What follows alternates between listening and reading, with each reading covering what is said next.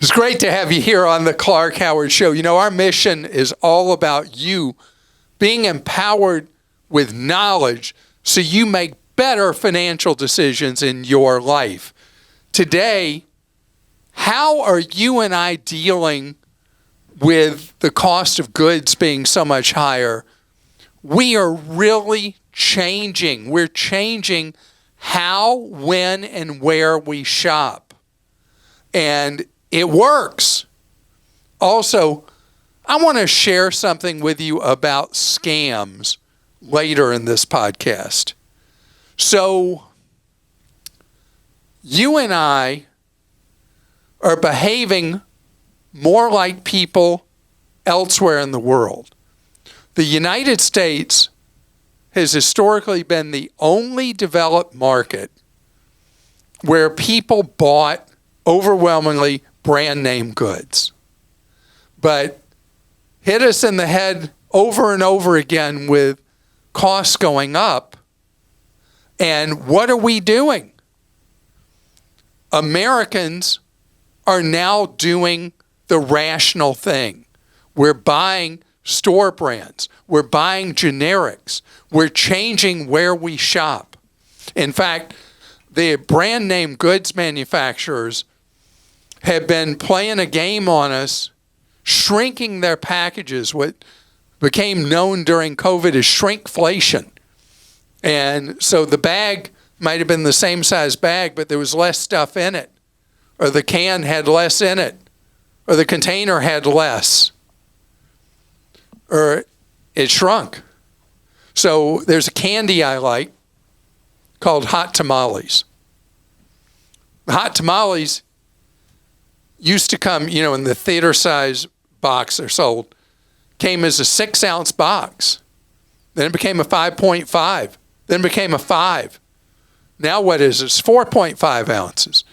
Shrinking, shrinking, shrinking. Did the price go down? No, the price went up.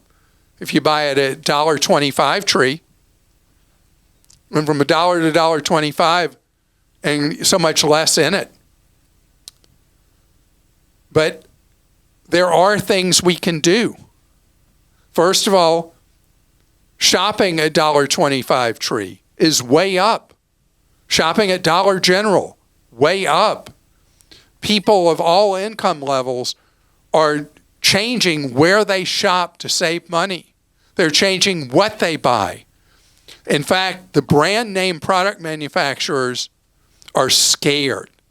So much so, Aldi is being sued, saying that their packaging of a lot of things looks too much like the brand name. Now, as a regular Aldi shopper, I was looking at some of these packages they're getting sued for, and I actually don't see it. I don't see them confusing anybody. But it shows you how the brand name product manufacturers are seeing a decline in customer purchasing. And they're trying to do something about it by trying to beat the better competitor in court when they can't beat them in the court of public opinion, which is where you and I spend our money.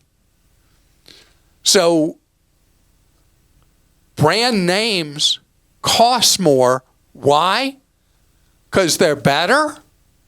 Sometimes, but that's not why they cost more. There's a lot of expense involved in packaging and marketing and advertising that you don't have with the store brands. Store brands, when they started, were selling inferior goods.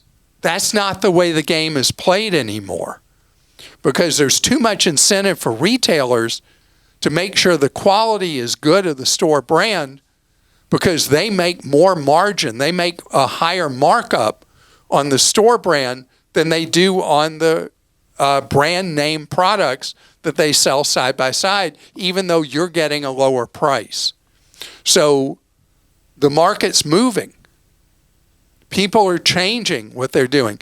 So much so that Barron's, which has one of the wealthiest readerships of any publication or website in the United States. Barron's wrote an article about how their readers are now shopping at places like Dollar Tree, and that is a shift in the marketplace. So what do their wealthy readers know that you should know? That's that they're getting more value for every dollar buying the brands that are not the normal brands, buying the store brands. I mean, you go into Dollar Tree and you see the brands, mostly they're make-believe brands. They're like made-up brand names. They're just store brands.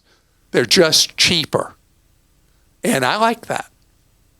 All right, we'll go to questions. This one's from Jeffrey in Wisconsin. How should I invest $20,000 settlement for my 17-year-old daughter? She was hit by a car on her bike. Oh, no. She is okay thanks to her helmet and backpack. Went through the windshield. My gosh. Oh, my. I would like to invest it for her college. She does have a small 529 plan in the Wisconsin plan. Wow. Gosh, I'm so glad that she's okay. Mm-hmm. That helmet was, and backpack. He mentioned the backpack as well. Jeffrey, wow. So if she is going to college, putting the money in her 529 would be a great idea, because even though she's 17, that money would get some tax-free growth if you let it sit there till later in her college career, like maybe her junior or senior year. You let that money grow tax-free. You're going to be, what I'd want you in it is the age-based portfolio, or some plans call it inspected enrollment date portfolio. And so it'll be very, very conservatively put away. It won't be in stock-type investing, but the money will not be taxed. Then it can be used for college. Now, if she doesn't need it for college... I did have a question about that, just for 1 second, with the 529. But if the settlement's for her, and he's the owner, but she's the beneficiary, could you still put the money in it? Because my nephew was in a similar situation, and I thought that the money was in an account So she for him. can have her own 529. Yeah, it'll just count against her for... Yeah, right? but having that money is going to count against her anyway. Yeah, true. So why not have it grow tax-free for several years? Yep. And I think that's what I would do. And then she will have the option way down the road, if she ends up not needing the money for college, 15 years down the road, she can convert the money tax-free into a Roth IRA, which is a wonderful provision of the law concerning 529s and Roths. Was that what you were going to say when I interrupted you very rudely? I'm sorry. No, what you said is okay. Very useful. Okay. Denisha in Kentucky says, for several years we have been subscribing to meal kit services when there's a good deal, then canceling when it goes to full price. I resumed one subscription earlier in the year, and then in March I canceled, or I thought I did. Last week, I found a box on my front porch and a charge for $70.93 on my credit card. I called customer service and was informed the subscription had been paused rather than canceled. When the subscription is paused, it automatically resumes after 3 months. I had no notification, option to choose the meals, or opportunity to skip the delivery, just an email on the day of that a box was on the way. When I complained, the customer service rep informed me that the window to cancel to get a refund had passed. I just figured out I was $70. I was out $70 in lesson learned. Technically my fault, but I was so annoyed at the company's sketchy business practices made to get my money. But then I thought, what would Clark do? And I submitted a complaint to the Better Business Bureau. Within 2 days, I had an apology and a full refund. Thanks to you and your team for all you do. All right, I love this that you told your story, because the Better Business Bureau works when you're dealing with a legitimate company that does something that is, as you said, sketchy. It doesn't work when you're dealing with somebody who's a crook or somebody who's just running a dirty, rotten business. So you use the services of the Better Business Bureau exactly like you should. Okay, back to 529s from Peggy in Georgia. Peggy says, my daughter-in-law does not want to give me my grandson's social security number so I can open a 529 plan for him. He's 2 years old, their first kid, and just paranoid about giving his number. She's just paranoid about giving his number out. So I set a 529 plan up under my name. I'm just wondering if I die tomorrow, if my son can easily have access to my account to change it to one in his son's name. I have no other grandchildren. He seems to think he can easily do this, but I just want to be sure this will not be a problem. I can't find anything on the 529 website that answers this question, so I don't want to keep contributing if it's not a viable alternative. Okay, so your daughter-in-law is going to have to give her son's social security number for so many things in the future. And I love her being protective and careful of it. And one thing she should do, if she's this worried about it, set up a child credit freeze is what I'd like your daughter-in-law to do, because that's what's really going to protect her child, her son, from having people abuse that social security number being out there. I can't tell if there's a weird family dynamic going on here or anything like this, but what I'd prefer that you do is that your son own a 529 plan. You can give him the money to fund it, and then he will obviously know his child's social security number, or should, and can set up an account without any fuss or muss. But in the situation you have here, where you are the owner and you're the beneficiary, in most state 529 plans, you can name kind of like a contingent owner. Successor owner. And so you name your son as the successor owner in the event of your untimely demise. And then your son would have the ability to change the designated beneficiary to your grandson. So that would be how you do it. It would be a lot easier, though, if your son is ultimately going to end up potentially being the owner of the account anyway, that you just give him money. You can give up to, was 18 or 19,000 a year these days to anybody else. Doesn't have to be a family member, and there's no consequence to that at all, tax-wise or whatever.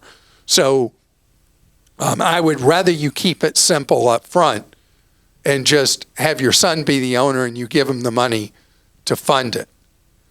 And that would be how I would handle that. Coming up ahead, your daughter-in-law is worried about scams. Mm-hmm. We're going to talk about scams. Scams and scamsters are everywhere. One of my relatives just got scammed in a very common scam involving searching for a business contact number through a Google search, and they got scammed. And according to an article in CNET, 96% of us, I think it's 100%, but I guess got to say 96%. 96% of Americans are targeted how often by scamsters? At least every week. How about that? And I mean, I'm looking here and I got a list of scam articles that I've seen just in the last few days. But here's one about AI obituary pirates. Think about that one that we've talked about, where we've had calls from people who've been ripped off. I've done TV stories on this, where someone is grieving having lost a loved one, and the scamsters pretend to be from the funeral home and come up with some crazy story about why you got to pay some extra money right now or else. And people in their time of sadness suspend normal belief, and they give money to scamsters. All the student loan scamsters right now, gosh, story after story after story, just this week with all the new laws that Congress just passed, making it life much more difficult for people with student loans, that's led to a big rush of scamsters trying to exploit those student loan borrowers. How about this one? Hurricane season. Prepare to avoid scams is the headline of that story. How about this one? Are you really out of cloud storage? Or is that message a scam? Yep. How about this? These are just a handful of them. Think twice before you click to unsubscribe. We did that as a topic one day on the podcast and YouTube show about when it's okay to click an unsubscribe link and when that's going to give your information that you don't want them to have to a scammer. I mean, this is just like open season on all of us. And no matter how sophisticated you are, no matter how much you think you know how to protect yourself, know that all of us have to be on guard because there's so much money to be made running a scam. And we think, how could somebody blah, blah, blah? Or how could somebody have fallen for blah, blah, blah? Understand that the scammers, this is what they do all day long. And, we've talked about the phony toll bills things, the things with plates and tags. I mean, it goes on and on. And as that expression, ad infinitum. What's that expression, Krista? Ad infinitum? Yes, thank you. Thank you. I think somebody might correct my me. English major here, able to get the thought out of me. So, know everywhere you turn, I don't want you to be a cynic. I don't want you to assume the worst of your fellow human being. But there are bad people out there. And for them, this is just a way to make a living. Okay, I read the craziest story just the other day. There's so much money to be made in doing scams for a living that there are now scam schools that people can enroll in. This is not a joke. Scam schools you can enroll in that teach you how to scam people out of their money. So again, I don't want you to be a cynic. I want you to be a skeptic. I want you to be aware that most scams involve either an appeal to greed, an appeal to fear, or an appeal to immediacy. You must do it right now is a core element so that you don't have time to step back and think before you end up getting taken. All right, we'll go to questions. Kate in Florida sent this one for you, Clark. I'm in my early 40s and a single parent to a young child. Following your suggestion, I obtained a 30-year fixed-term life insurance policy for $1 million last year, which gives me peace of mind. Although I'm generally healthy, I'm significantly overweight and currently pay about $2,750 a year for the policy, which has a rating premium due to my weight. I've lost around 50 pounds in the last year. Congratulations. But I still need to lose another 50 pounds to reach a normal BMI, which I expect will take another 12 to 18 months. Can I, and when should I, start obtaining new quotes for coverage due to my weight loss? I know that each year that passes will increase my premiums due to my age. Though as my son grows, I might consider a shorter-term policy like 20 to 25 years instead of 30.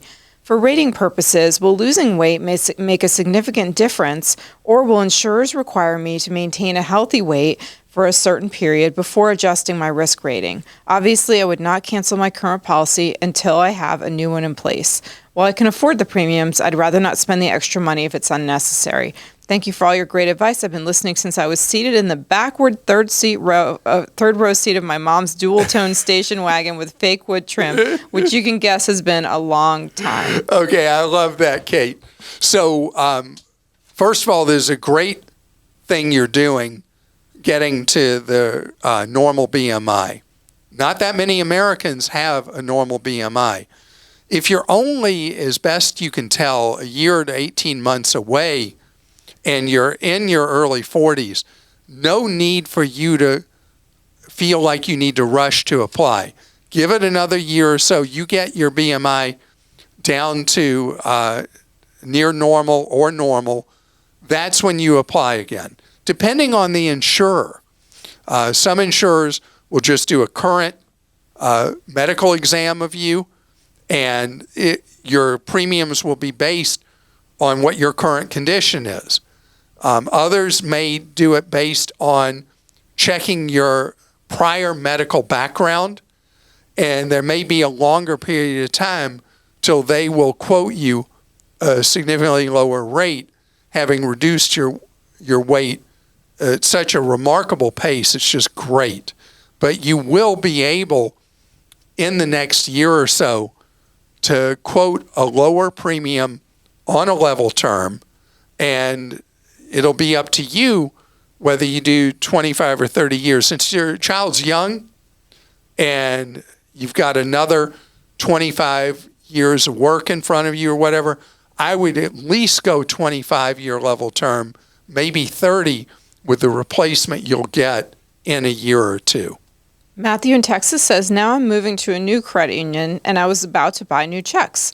But then I asked myself if I even need checks anymore. I look through my records and see I've only written 10 checks in the last 10 years. Practically all of my payments are electronic, so I'm tempted not to even buy a checkbook. Do you have any advice about what I should do on occasions when I need to write a check? I'm thinking that on the rare times I do need a paper check, I might use a cashier's check or money order, or I should just ask the credit union for a free supply of temporary checks. But I suspect that I will inevitably still need to write a check sometimes. What do you think? Yeah, I think a lot of credit unions give you a starter book of 10 checks. And if you're ever going to need more, then you have to order them. I would ask your credit union if they have any kind of courtesy starter checkbook you can have of like 10 checks. Ask what happens if you don't get checks and you occasionally need to have them issue a check. What is the cost for that?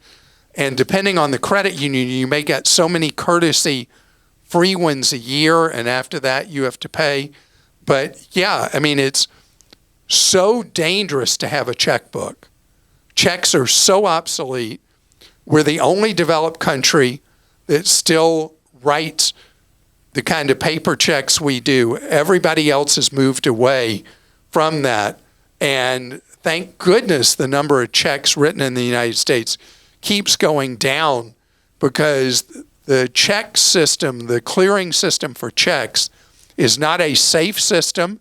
It is dangerous to you, dangerous to your money, and also creates the possibility, if somebody writes a check as if they're you, that you end up being arrested. Checks need to go the way of the dodo bird. Alan in California says, last week I made a purchase at my local grocery store for $44 using Apple Pay. I declined a receipt. When I got home, I received a text alert from my Costco Visa for $123.50. How did this happen? At this store, at least, there is a two-stage process. First, my card got authorized, and then I went on my merry way home. But the second stage, which was not done, is for the checker to approve the sale, closing out my purchase. This was inadvertently not done, so I paid for the buyer after me. The lesson learned is always get a receipt and set up text alerts. I'm sure this happens to other people, but if you don't get text alerts, it's unlikely you will ever realize what happened. I was made whole by the store, including getting my groceries for free. That is fantastic. I mean, that is wonderful that happened at the store. And I'm so glad you shared this. So I use the Google competitor, Google Wallet, and I have mine set up where every time I use Google Wallet, I get an alert by text, and I wear a Samsung watch, and I immediately get it showing me where I did the purchase and how much it was for. And so anyone who uses Apple Pay or Google Wallet, you want to do that. Getting receipts, most people don't keep good track of receipts, so you want the electronic thing. And if you don't get that alert, which usually comes within probably 5 to 10 seconds of when I've tapped to pay, If you don't get that alert, stop right then and make sure that transaction went through.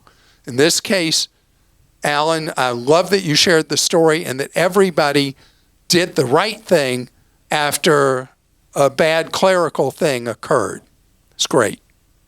And thank you so much for joining us on today's podcast. I hope that you have just a wonderful week this week. And I want to tell you, we serve you all week long with our newsletters, our websites. Our newsletters are free, by the way. Our websites, clark.com and clarkdeals.com. What we have available to you on YouTube, on social media, and those of you who live in markets where I'm on the television news, remember TV newscasts, local news. I still do that. I've been doing that for 35 years, and I still do commentaries on radio. I've been doing that for 39 years and scattered markets around the country these days. The idea is to reach you however, wherever, and whenever you want to be empowered with knowledge. And if you've got a problem or a question that you've not heard us address, we provide one-on-one free advice for that through our Consumer Action Center. You can see how to get that information, have that one-on-one free conversation at clark.com/CAC. Everything we do, every way we do it, is all about you being empowered so you can save more, spend less, and avoid getting ripped off. And we'll see you on Wednesday.